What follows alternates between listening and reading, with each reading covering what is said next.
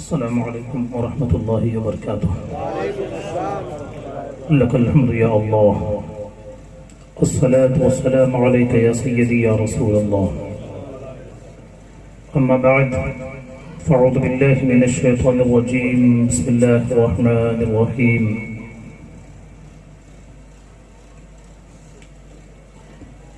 كونوا مع الصادقين، آمنت بالله صدق الله مولانا العظيم، صدق بلغ رسوله النبي الأمين الكريم، ونحن على ذلك لمن الشاهدين والشاكرين، والحمد لله رب العالمين۔ سب سے پہلے حضور سرور کائنات جناب محمد رسول اللہ ارواحنا فداہ صلی اللہ علیہ وسلم کی بارگاہ اقدس میں بآواز بلند درود پاک پڑھی۔ اللہم صلی علی سیدنا شفیعنا و حبیبنا محمد وعلی آل سیدنا مولانا محمد بارک وسلم صلاة و سلام علیک یا رسول اللہ۔ عزیزان ملت، مقرر خصوصی کا مخصوص خطاب آپ سن چکے ہیں۔ اس کمیٹی کے منتظمین اور ذمہ دار کافی پریشان بھی ہیں، غمزدہ بھی ہیں کہ جن لوگوں کو مہمان خصوصی کے حیثیت سے انہوں نے مدعو کیا تھا، بلایا تھا، کوشش کرنے کے باوجود وہ نہیں آئے۔ ہم محلے والوں کو، آئے ہوئے مہمانوں کو کیا منہ دکھائیں گے؟ اس بے قراری کے ساتھ ہمارے کیا نام ہے سبحان بھائی کافی پریشان تھے، لیکن یاد رکھیے حدیث قدسی ہے، تاجدار مدینہ محمد رسول اللہ صلی اللہ علیہ وسلم ارشاد فرماتے ہیں، ایک کام کے لیے بندہ کوشش کرتا ہے، پلان بناتا ہے، بڑی محنت بھی کرتا ہے، لیکن ہوتا وہی ہے جو خدا کو منظور ہوتا ہے۔ میرا دانا، میرا پانی، میری ہوا آپ کے علاقے میں رکھی ہوئی ہے، لکھی ہوئی ہے، تو دوسرے کیسے پہنچ سکتے ہیں؟ اس لیے کوشش ضرور کی ہوگی۔ سبحان بھائی کافی پریشان ہے، کوئی ان سے گلا تو نہیں کریں گے نا؟ محنت کرنے تو کر لیے بیچارے، اس میں کوئی خیر ہوگا، کوئی اچھائی ہوگی۔ اللہ تعالیٰ جس عظیم شخصیت کو سے منا رہے اس عظیم خاتون کے فیضان سے ہم سب کو مالا مال فرمائے۔ وقت کافی ہو چکا ہے، وعدے کہ ہم پکے ہوتے ہیں۔ پولیس والے بھی اس ٹھنڈک موسم میں ہم لوگوں کو سنبھالنے کے لیے، ہماری حفاظت کے لیے اپنے آرام کو چھوڑ کر وہ ہماری حفاظت پہ لگے ہوئے ہیں۔ ہم ان کا بھی خیال کریں گے، اس لیے انشاءاللہ مجھے بھی کافی دور جانا ہے۔ سب کا خیال کرتے ہوئے مختصر الفاظ میں گفتگو میں ختم کرتا ہوں۔ الحمدللہ آپ اپنی عرس کے لیے جس رات کو منتخب کیا ہے، الحمدللہ وہ 11ویں شریف کی رات ہے۔ آج تاجدار بغداد سیدنا غوث اعظم شیخ عبدالقادر جیلانی قدس سرہ ربانی کا عرس منایا جا رہا ہے۔ لاکھوں کی تعداد میں غوث اعظم کے چاہنے والے آج دربار بغداد معلیٰ پہنچ کر خراج عقیدت پیش کر رہے ہیں، ان سے فیض و برکتیں حاصل کر رہے ہیں۔ اللہ ہم سب کو سرکار غوث اعظم کے فیضان سے مالا مال فرمائے، ان کے سچے غلاموں میں داخل فرمائے، ان کی تعلیمات پر ہم سب کو عمل کی توفیق عطا فرمائے۔ عزیزان ملت، ابھی حضرت بار بار یہ کہہ رہے تھے کہ الحمدللہ کہ ہم سنی ہیں۔ یقیناً الحمد سب سے بڑی نعمت ہے کہ سنی ہے۔ باقی فرقے والے دنیا والوں کی نگاہ میں مسلمان ہیں، ہم سنی اللہ کے نزدیک اور اللہ کے رسول کے نزدیک مسلمان ہیں۔ ہم بڑے ہی مرتبے والے ہیں، ہم کوئی ایسے ویسے لوگ نہیں ہیں۔ بیٹھے یہاں گنبد یہ ٹوٹا ہوا دل شاہ کونین کا گھر ہے، بیٹھے یہاں گنبد خضرا پہ نظر ہے۔ جائے نہ جب تک غلام، خلد ہے سب پر حرام، ملک تو ہے آپ کی تم پہ کروڑوں درود۔ ہمارا مرتبہ عظیم ہے، لیکن ہم نے اسلاف کی تعلیمات کو فراموش کر دیا ہے۔ آج ہمارے اوپر جو ظلم ہو رہا ہے یہ وجہ ہے کہ ہم نے بزرگوں کی، اسلاف کی تعلیم کو بھول چکے ہیں۔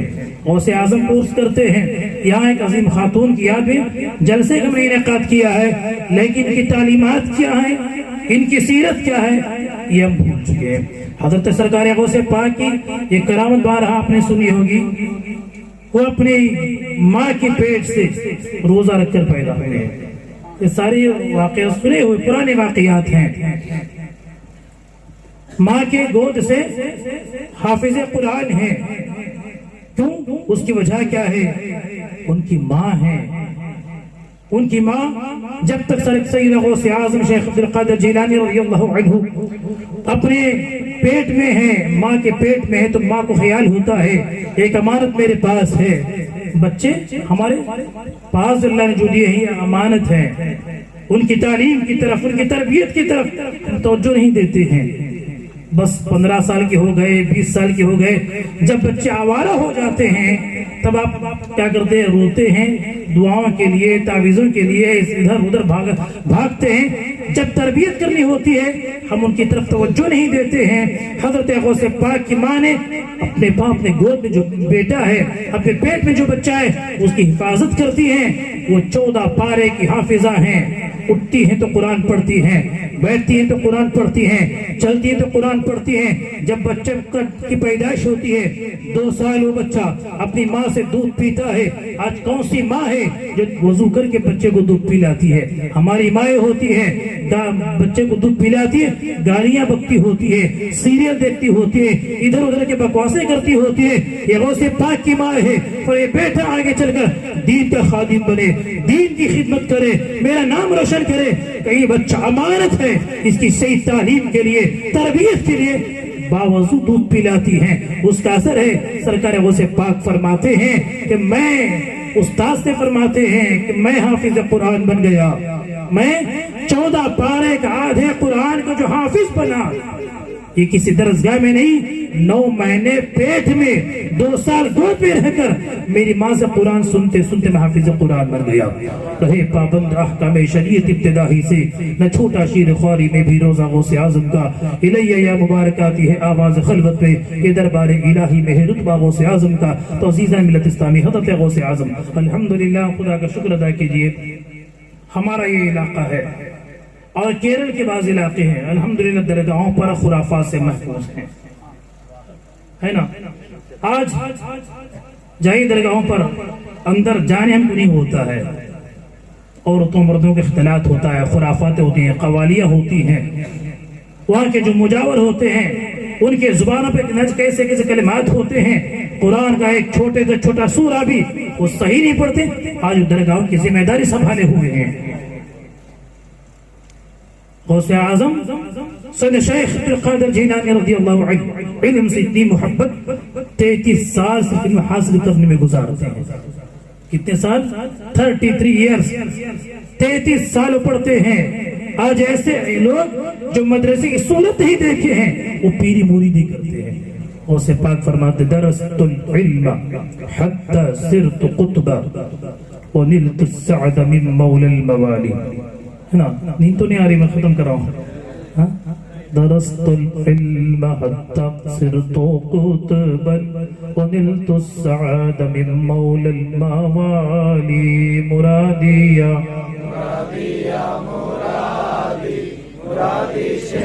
محی الدین مرادی ولو القیت سری فوق میت لقام بقدرت المولا تعالی. مرادی یا مرادی یا مرادی انا الجیلی محی الدین اسمی وعالمی على راس الجبالی. مرادی یا مرادی یا مرادی مرادی شیخ. تو عزیز احمد اسلام سرکار غوث اعظم علم حاصل فرماتے ہیں.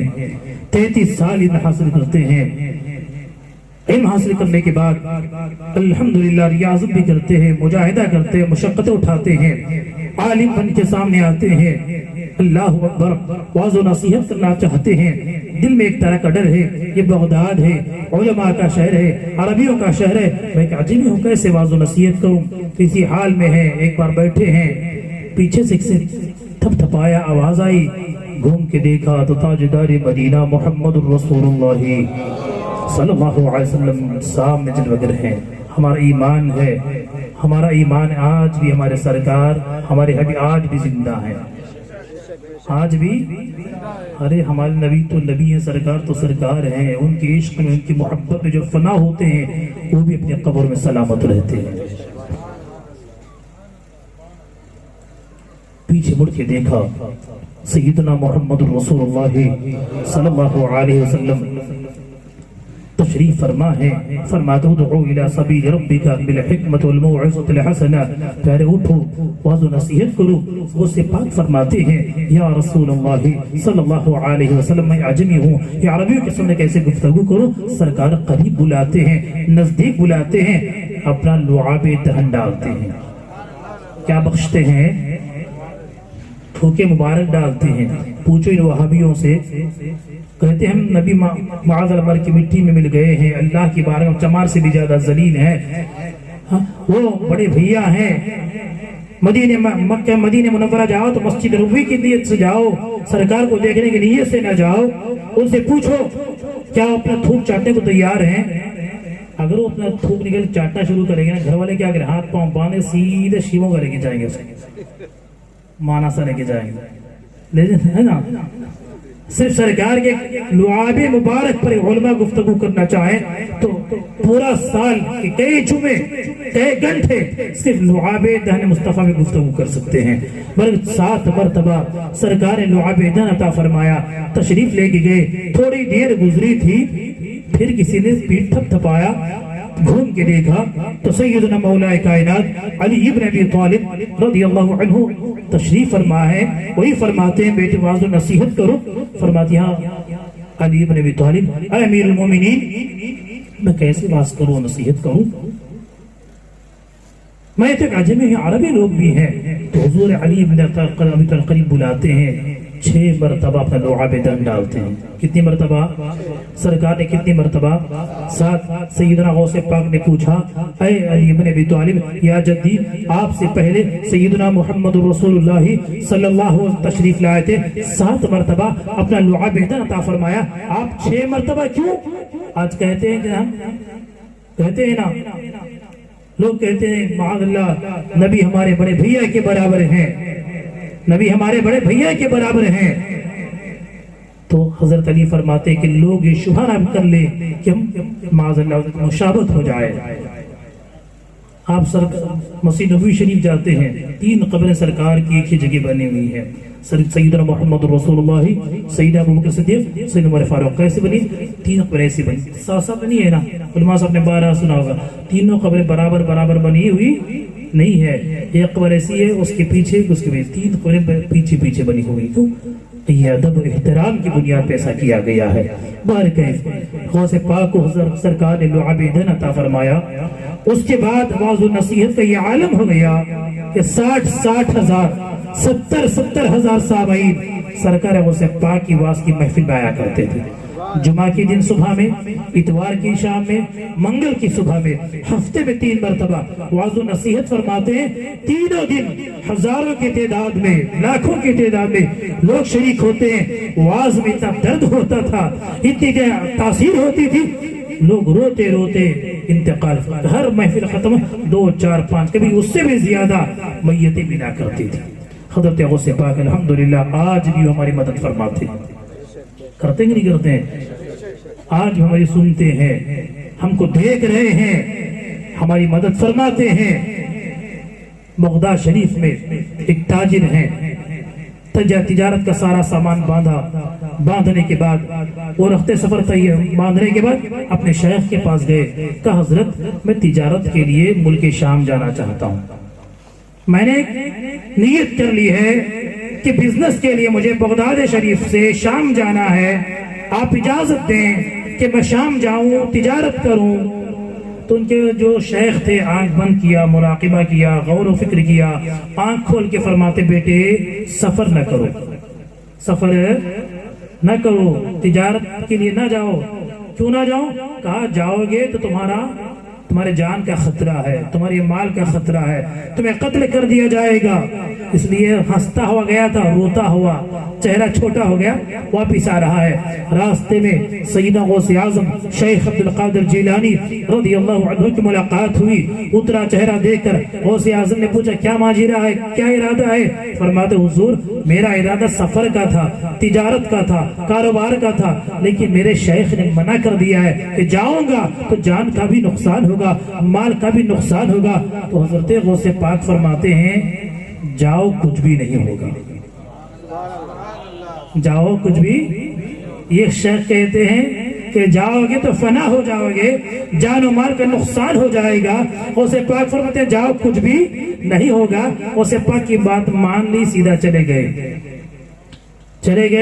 ملک شام پہنچے، تجارت کی، کافی منافع ان کو حاصل ہوا، سامان سب باندھ لیا، کافی تھکے ہوئے تھے، اپنے سستانے کے لیے، تکان کو دور کرنے کے لیے ایک جگہ آرام کرتے ہیں، لیٹتے ہیں تو خواب دیکھا۔ خواب میں ان پہ لوگوں نے حملہ کر دیا، ڈاکوں نے حملہ کر دیا، جان کا خطرہ ہو رہا ہے۔ جب ایسے خواب پڑھتے تو کیا ہوتا ہے؟ ہڑ بھڑا کے اٹھ جاتے ہیں، جیسے کرناٹک کی بھاشا میں بچک کے اٹھ جاتے ہیں، پریشان ہو کے اٹھ جاتے ہیں۔ اٹھ کے بیٹھے تو جان بھی سلامت ہے، مال بھی سلامت ہے، کچھ بھی نہیں ہوا ہے، پسینہ پسینہ ہے، مال کو دیکھا مال بھی ہے، جان بھی سلامت ہے، سارا مال بھی لیا، صحیح سلامت بغداد شریف آ رہے ہیں۔ راستے میں سوچ رہے کس کے پاس پہلے جاؤں، اپنے شیخ کے پاس جاؤں یا غوث پاک کے پاس جاؤں؟ آ رہے ہیں، راستے میں سب سے پہلے ان کو اپنے شیخ سے ملاقات ہوتی ہے، اپنے شیخ سے ملاقات ہوئی تو ان کے شیخ فرماتے ہیں بیٹے میں نے جو کچھ کہا تھا سچ کہا تھا، تیری تقریر کو میں نے دیکھا، تیرا قتل ہونا لکھا تھا، تیرا نقصان لکھا ہوا تھا، تیری تقریر کو بدلنے کے لیے غوث پاک نے کئی مرتبہ دعا کر کے آنے والی مصیبت کو دور کیا ہے۔ تو تو جو زندہ سلامت آ رہا ہے یہ غوث پاک کی کرامت ہے۔ دیکھیے ہماری آنے والی مصیبتوں کو، پریشانیوں کو اللہ نے غوث پاک کو دور کرنے کی طاقت عطا فرمائی ہے۔ اس لیے الحمدللہ اس عظیم خاتون کے اللہ فیضان سے اللہ ہم سب کو مالا مال فرمائے۔ ابھی حضرت بہت ساری باتیں کہیں عشق رسول کے حوالے سے، ہمارے نبی کی بڑی شان، انسان تو انسان ہے، جانور تو جانور ہیں، جن کے اندر جان نہیں ہوتی ہے ایسی چیزیں بھی محمد رسول اللہ سے محبت فرماتی ہیں۔ یہ دوسرا موضوع حضرت نے کچھ کہا اس لیے میں کہہ رہا ہوں۔ حضرت عائشہ فرماتی ہیں کہ میرے گھر میں ایک بکرا تھا۔ کیا تھا؟ بکرا تھا، بڑا شریر تھا، ادھر کودنا، چھلانگ لگانا، بڑا پریشان کرتا تھا۔ لیکن جب حبیب محمد رسول اللہ صلی اللہ علیہ وسلم گھر میں تشریف ہوتے، وہ بکرا نہ چھلانگ لگاتا تھا، نہ کودتا تھا، نہ ادھر جاتا نہ ادھر جاتا، سیدھا سرکار کے رخ زیبا کے سامنے کھڑے ہو جاتا، آنکھیں گھور گھور کر ٹک ٹکی باندھے چہرے اور دعا کو دیکھتا تھا۔ جب حضور علیہ السلام گھر سے باہر تشریف لے کے جاتے پھر وہی شرارت۔ تو مفسرین فرماتے ہیں اس کا یہ اچھلنا کودنا صرف اس لیے تھا کہ اسے حبیب محمد رسول اللہ کی زیارت نہیں ہو رہی تھی۔ جب خیبر فتح ہوتا ہے ایک گدھا قریب آیا، حضور نے پوچھا اے گدھے تمہارا نام کیا ہے؟ یزید، گدھے نے کہا میرا نام یزید بن شہاب ہے۔ میرا نام کیا ہے؟ یزید ہے۔ جانور کلام فرما تعجب مت کرو، ہمارے حضور کی شان پتھریں ان پہ سلام کرتے ہیں، سوکھا درخت ان پہ سلام کرتا ہے۔ یہ تو واقعات آپ بارہ سن چکے ہیں۔ ان کے ہاتھ میں تو کنکریاں تسبیح پڑتی ہیں، جانور کلام کرنے میں تعجب کی بات کیا ہے؟ چنانچہ گدھے سے سلام ہوا، کلام ہوا۔ اس کے بعد حضور فرماتے ہیں اے گدھے تم میرے ساتھ آ جاؤ، ہم تجھے جوڑا دے دیں گے، تمہاری نسل آگے بڑھے۔ تو گدھا کہتے یا رسول اللہ صلی اللہ علیہ وسلم آپ نبیوں میں آخر ہیں، میں بھی میری نسل میں آخری ہوں، میں میری فیملی کا 70واں گدھا ہوں۔ کتنا؟ میرا نمبر 70 نمبر میرا ہے۔ مجھ سے پہلے 72 لوگ گزر چکے ہیں، ان 79 گدھوں پر انبیاء کرام بیٹھے ہیں۔ کون بیٹھے ہیں؟ انبیاء کرام بیٹھے ہیں، اور آپ تمام نبیوں میں آخر، تو میں میری نسل میں آخر، مجھے فیملی نہیں چاہیے۔ چنانچہ اس گدھے کو لے کر سب لوگ جا رہے ہیں، ختم کر رہا ہوں۔ گدھے کو لے کر اللہ کے حبیب صلی اللہ علیہ وسلم مدینہ منورہ تشریف لائے، اس گدھے کا نام بدل دیا۔ حبیب فرماتا ہے آفور فنا صحابی کو بلا کے لاؤ۔ وہ گدھا حضور کی زبان سے سن کر صحابی کے گھر پہ جاتا، صحابی کے گھر جا کر اپنے سر سے گھر کو دروازے کو ہلاتا، صحابی کو ساتھ لے کر حضور کیا آتا تھا۔ جس صحابی ابو بکر کو بلا، عمر کو، عثمان کو، جسے بھی وہ کہتے، وہ گدھا سیدھا ان کے گھر پہنچ کر اور صحابی کو لے کر سرکار کی بارگاہ پہنچتا تھا۔ جب اللہ کے حبیب کا انتقال ہوتا ہے ظاہری طور پر پردہ فرماتے ہیں، آج بھی زندہ ہے سنتا اے وہابی گستاخ بے ادب، ایندھن بنا ہوا ہے نار جہیم کا، منکر بنا ہوا ہے حیات النبی کا، کیوں لیتا ہے کیوں وبال گناہ عظیم کا، باطل کو چھوڑ چشم حقیقت سے کر نظر، زندہ ہے بال بال رسول کریم کا۔ تو وہ گدھا بھی بے قراری سے روتا ہے، پریشان ہوتا ہے، یہاں تک اپنے آپ کو کنویں میں گلا کے ہلاک کر دیتا ہے۔ اس عزیزوں، اللہ کے حبیب سے محبت کرو۔ اولیاء کرام الحمدللہ آج بھی مدد فرماتے ہیں، ان کے نقش قدم پر چلو، ان کی سیرت پر چلو۔